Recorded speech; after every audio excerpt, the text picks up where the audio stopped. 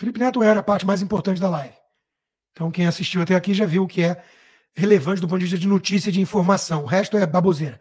Mas, assim, eu estou muito preocupado com o que está acontecendo com o mundo.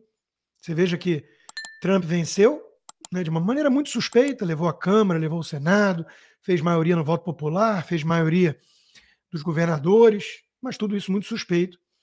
E logo começa a ter reação. Estão atacando a agenda woke, que o Hélio Schwartzman, agora meu grande colega iluminado, racional, desprovido de ideologias, na Folha de São Paulo, aquele que desejou a morte de Bolsonaro, mas por fatores totalmente técnicos, científicos. E, bom, e desejar a morte do Bolsonaro a gente sabe que não é crime, ao contrário de desejar a morte do Lula. Mas, por motivos óbvios. Mas o Hélio Schwartzman nos garante que essa coisa de agenda woke é da direita. E, puxa vida, quando eu li isso, imediatamente eu pensei, filho feio nunca tem pai, é órfão. Só que no caso, a agenda woke não é feia, é bonitinha, é fofa.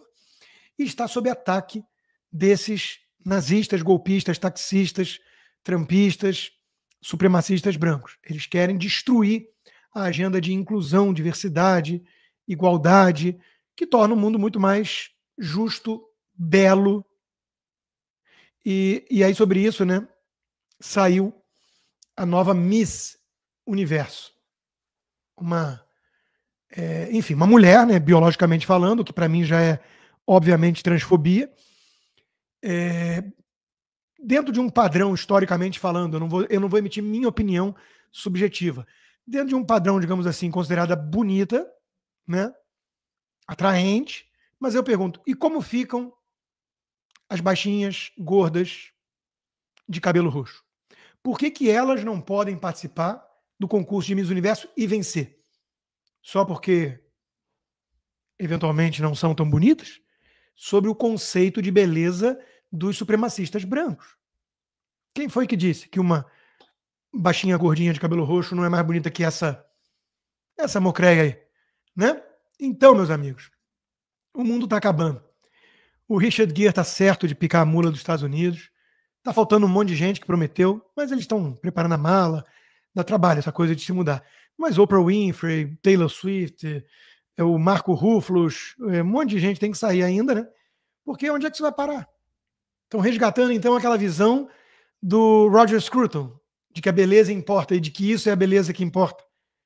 Eu estou muito preocupado com o recrudescimento do preconceito elitista supremacista branco no mundo.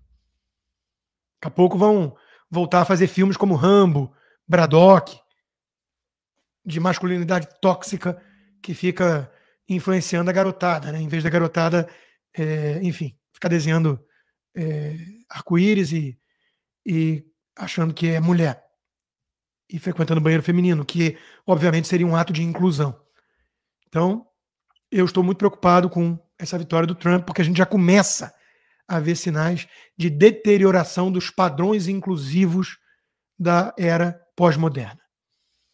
Isso é muito, muito perigoso, muito perigoso.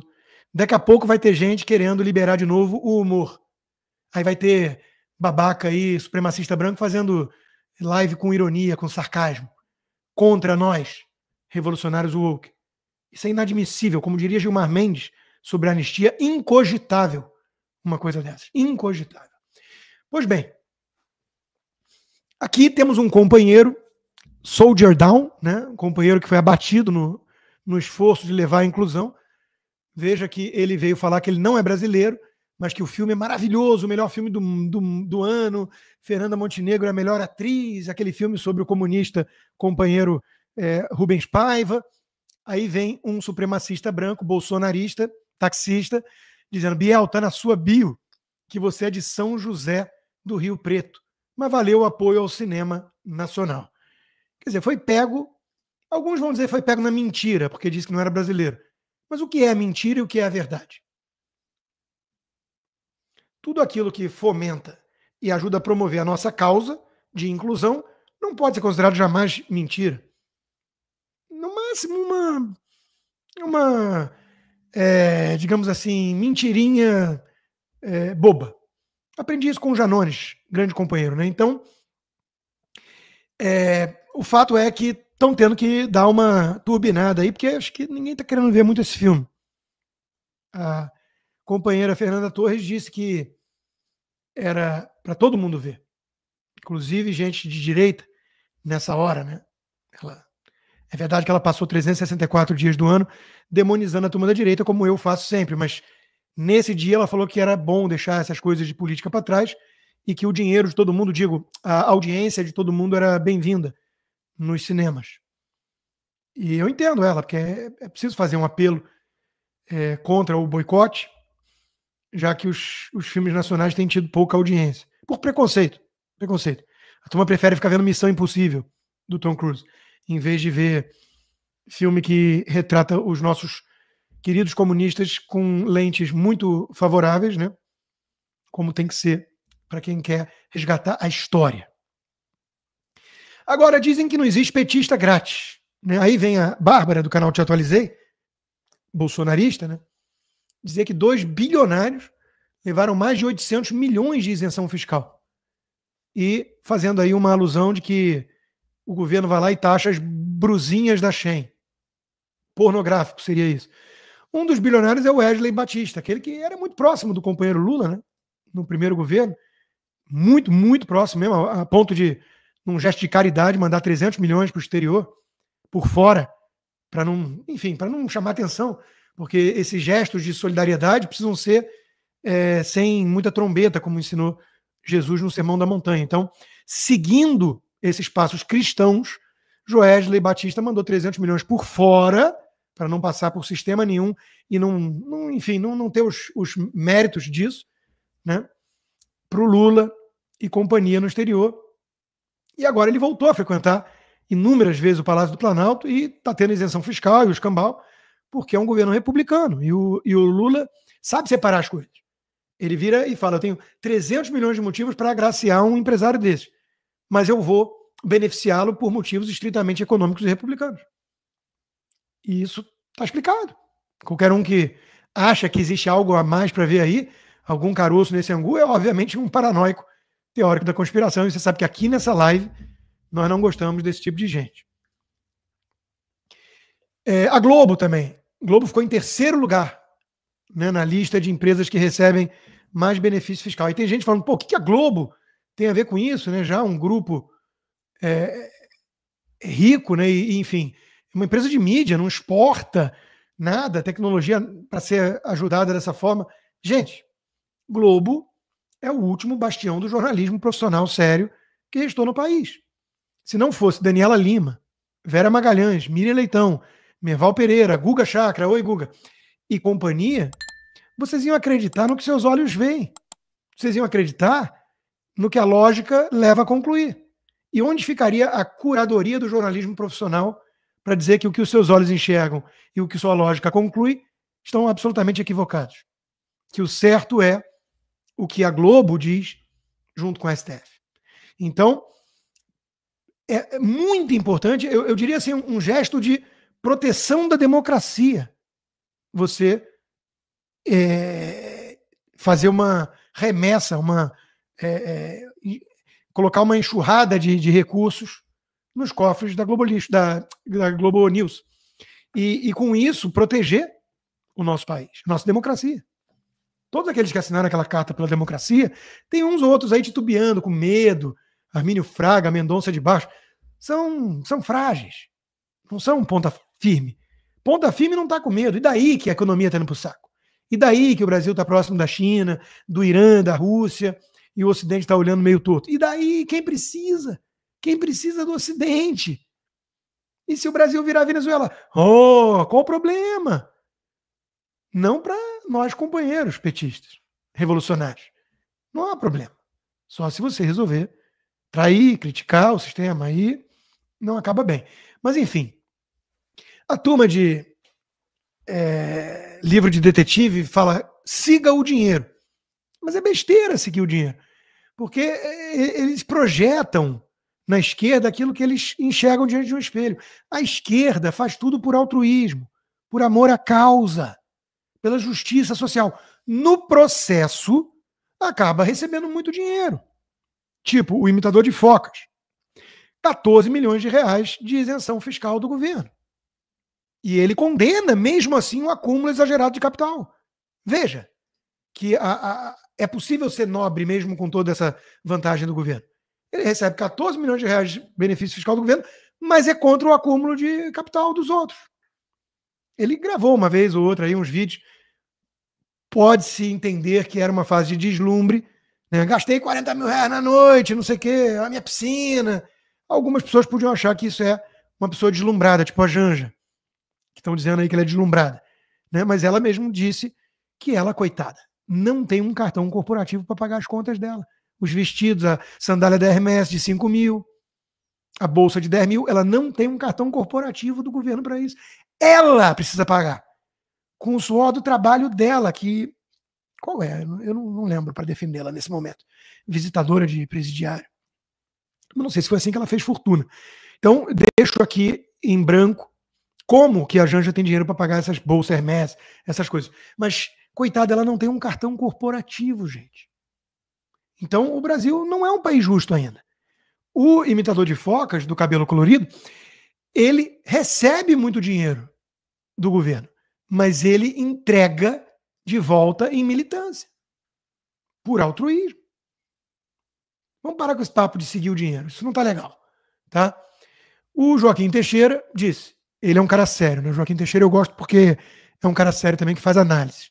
E é que nem eu, ele é contra ironia, sarcasmo, essas coisas, porque acha que isso é ofensivo para com minorias. Se a sua empresa precisa de quase 15 milhões de reais de isenção fiscal, ela não deve existir. Ou paga impostos ou fecha. Por que ele está escrevendo isso? Porque o Felipe Neto escreveu, se a sua empresa precisa de um regime 6x1, então ela não deve existir. Dê vida digna ao trabalhador ou feche. E se o trabalhador não levar o meu pedido de 1.000 e tantos reais no dia de Natal, eu vou botar a boca no trombone e botar denúncia no Reclame Aqui. Porque aí é uma coisa diferente. Aí é para me atender. Na hora que eu quero, precisa trazer a comida. Não quero saber de 6x1, 3x2, 4x4. Tem que ser 24/7 para me atender. Agora, falando de uma coisa um pouco menos relevante do que o Felipe Neto, o Felipe Neto era a parte mais importante da live. Então, quem assistiu até aqui já viu o que é relevante do ponto de vista de notícia e de informação. O resto é baboseira. Mas, assim, Ucrânia faz primeiro ataque com mísseis na Rússia após a autorização dos Estados Unidos. Apagar das luzes, Joe Biden, de saída para a floresta, foi dar uma mijada, porque quem é idoso entende essas coisas. Mas ele vai lá e autoriza que a Ucrânia mande mísseis de longo alcance dos Estados Unidos na Rússia. Faltando 1 mês e meio para o Donald Trump assumir. O Alex Soros é um cara do bem, ao contrário do Elon Musk. O Alex Soros festejou. Uhul! Terceira Guerra Mundial chegando. Não, acho que ele não escreveu isso. Talvez tenha pensado, mas não escreveu. E a gente fica pensando assim, puxa vida, e o Guga Chakra? Oi, Guga. Então, o Guga disse que o mundo ia ficar mais tranquilo com o Joe Biden. E a gente fica com a sensação de que eles querem a terceira guerra.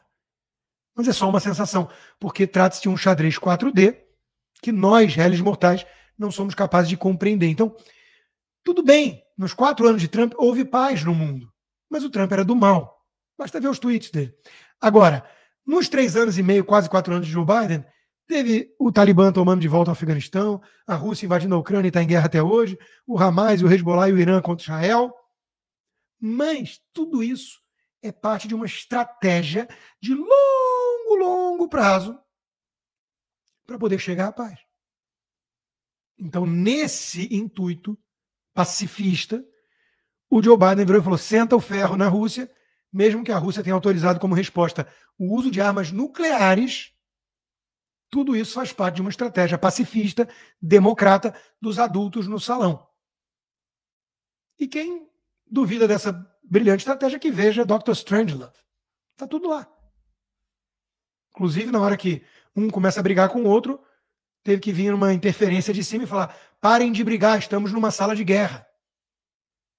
Isso é coisa séria. Então,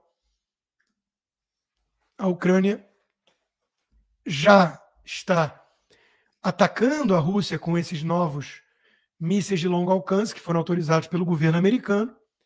E, enquanto isso, navios da marinha dinamarquesa estariam perseguindo um cargueiro chinês que atracou na Rússia há 4 dias por suspeita de envolvimento em uma sabotagem no fim de semana que danificou cabos submarinos de internet que ligam a Finlândia e a Alemanha no Mar Báltico. Ou seja, o mundo está tranquilo. Está tranquilo. E quem diz o contrário é teórico da conspiração. Guga segue sendo o melhor analista geopolítico do Brasil. Ele não erra uma ou não acerta uma, mas o fato é que ele tem boa intenção. Então, falei de China. Alguns direitistas teóricos da conspiração dizem que o Brasil está virando uma província chinesa. E eles apontam esses indícios, né? A comitiva presidencial de Xi Jinping, grande democrata presidente, segundo a Globo News, desalojou todos os hóspedes de um complexo hoteleiro de Brasília. Mas, para provar que não é uma coisa assim de paranoia de segurança ou de arrogância, soberba e autoritarismo, um inquilino foi poupado, o ministro da Fazenda, Fernando Haddad. Por quê?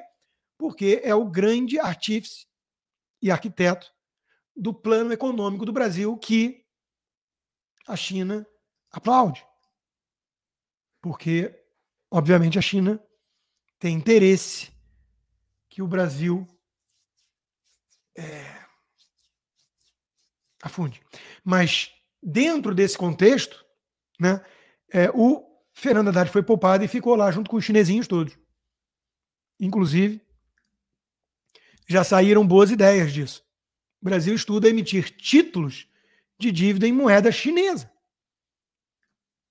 E aí, eventualmente, se o Brasil de fato acabar virando uma província chinesa, os teóricos da conspiração não estarão certos só por conta disso. Porque os teóricos da conspiração acham que o Brasil vira uma província chinesa para destruir a nossa democracia, mas claro que não. É para fortalecer a democracia, assim como na China. Entenderam? Às vezes eu acho meio confusa a lógica que vem do gabinete do ódio que não existe, da esquerda, do Janones e companhia. Mas eu sou um bom aluno, então a gente está se esforçando para aprender. Por exemplo, o opositor do Maduro, detido após aquelas eleições limpíssimas na Venezuela, morreu na prisão, depois de torturas, segundo denúncias.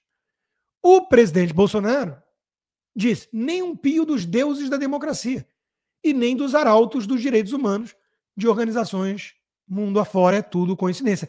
Claro, Bolsonaro!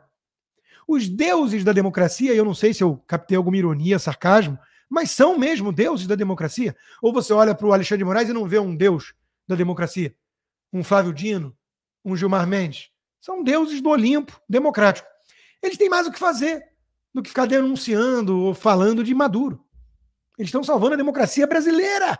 De você, Bolsonaro. E você quer que ele perca tempo falando de Venezuela, que o PT reconheceu a vitória do Maduro pelo Foro de São Paulo? O Lula parou de criticar também, né? Isso aí, acho que alguns dos meus pares na mídia chegaram a falar que tinha uma rusga, o Lula estava brincando com o Maduro, denunciando. Mas que está tudo bem já, né? Como tem que ser entre regimes democráticos. Não há por que ficar climão, né? Mal-estar entre dois grandes e legítimos democratas, Lula e Maduro.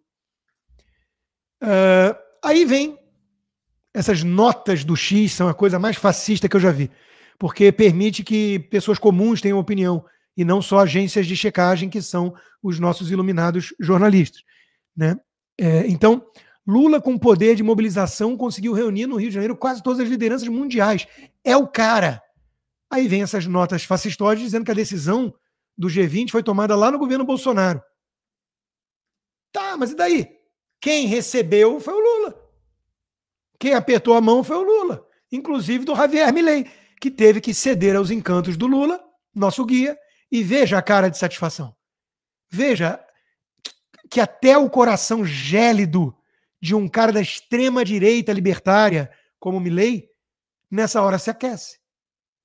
Isso é uma cara de emoção, uma cara de quem está sendo contagiado pela luz divina que emana do ladrão, do Luiz Inácio. Então, meus amigos, aí vai lá o Estraga Prazeres, depois desse momento bonito, né? E faz um discurso com um climão pesado e poucos aplausos sobre fome. Por quê? Porque ele diz que não é papel do Estado agir contra a fome. Só o capitalismo pode trazer prosperidade. Ah, é? Ah, é, Milei? Então me explica por que tem fome nos Estados Unidos, mas não na Coreia do Norte. Ou mais, é papel do Estado acabar com a fome. Sabe quem sabe disso? O Lula. No primeiro ano de governo, em 2003, o que o Lula fez? Lançou o Fome Zero. E o nome já diz, Fome Zero. Pronto. Depois ele descontinuou o programa. Aí os opositores vão dizer que é porque foi um fiasco. Não, porque fome zero. Zerou a fome, acabou o programa. Aí depois, coincidentemente, assim que assume Bolsonaro, volta 30 milhões de pessoas para miséria e fome. Aí o Lula veio agora e acabou já de novo com isso. Não precisou nem lançar o Fome Zero. Porque ele chegou ao poder, a fome acabou. Então não é o capitalismo que produz alimentos. É o Estado. E como prova disso, o Lula indicou o ministro Wellington Dias para o Conselho da Aliança Global contra a Fome, que é um ambiente muito legal, porque essas autoridades todas viajam com jatinhos particulares, comem muito bem, às vezes tem caviar, lagosta e tudo, para discutir como acabar com a fome no mundo. E quem que o Lula indica? O Wellington Dias. De que estado o Wellington Dias é? Do Piauí? O segundo estado onde as pessoas mais passam fome no Brasil. O primeiro deve ser o Maranhão. Ou seja, mandou alguém que entende do assunto. De um estado onde tem muito faminto, sendo que a fome acabou, porque o Lula voltou. Então, isso é um governo, é um presidente que valoriza a experiência. Onde é que tem mais miséria e fome aí? É no Piauí. Manda um cara do Piauí para representar, porque ele sabe do que está falando e ele vai saber acabar com a fome. Alguém que gosta de lógica supremacista poderia perguntar, e por que no Piauí não acabou com a fome? Porque não é tão trivial assim. Mas no mundo vai acabar. Porque no mundo é diferente. Nós temos que amar a humanidade. Essa coisa de amar o próximo é mais difícil. Que aí você vê o cara cheio de defeito lá e tudo. É mais fácil amar a humanidade. Por falar nisso, eu vou resgatar um vídeo do Lula mostrando que o Lula sabe do que ele está falando. E quando ele traz números, ele fez estudos. Ele fez o dever de casa, ao contrário do Milei, que fica jogando, é o capitalismo que reduz a miséria e a fome. O Lula faz o dever de casa, Milei. Aprende. No Brasil tem 30 milhões de crianças de rua. No Brasil tem 30 milhões. A gente nem sabia, tem não sei quantos milhões de abortos. Era tudo clandestino, mas a gente ia citando número. Sabe? Se o cara pergunta essa fonte, a gente não tinha, mas a gente ia citando número. Eu não esqueço nunca que eu estava debatendo, o Roberto Marinho e o Jaime Lerner em Paris. Mas eu estava dizendo, porque no Brasil tem 25 milhões de crianças de rua. Eu era aplaudido calorosamente pelos franceses. Quando eu terminei de falar, o Jaime Lerner falou assim para mim, ô Lula, não pode ter 25 milhões de crianças de rua, Lula. Porque senão a gente não conseguiria andar nas ruas, Lula. É muito gente.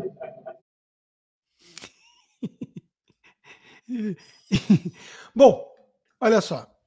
Não obstante todo o esforço de combater a miséria e fazer chover picanha, que a gente tem que esperar um pouco mais, vai lá a turma do Wall Street Journal, um jornal supremacista branco, e diz que o Brasil e a América Latina estão em declínio democrático e econômico e que o Lula é o líder disso. Está vendo? Pelo menos o Lula é líder de alguma coisa, Wall Street Journal. E vocês, além de audiência de jornal, são líderes de quê? O Morgan Stanley vai lá e rebaixa as ações do Brasil para underweight, riscos de dominância fiscal considerados muito elevados. Paranoia! Lula já disse que o mercado é um dinossauro voraz. Paranoia! Piora da expectativa na economia está próxima de virar fato consumado, diz o Mendonça de Barros, fundador da consultoria MB, que fez o L.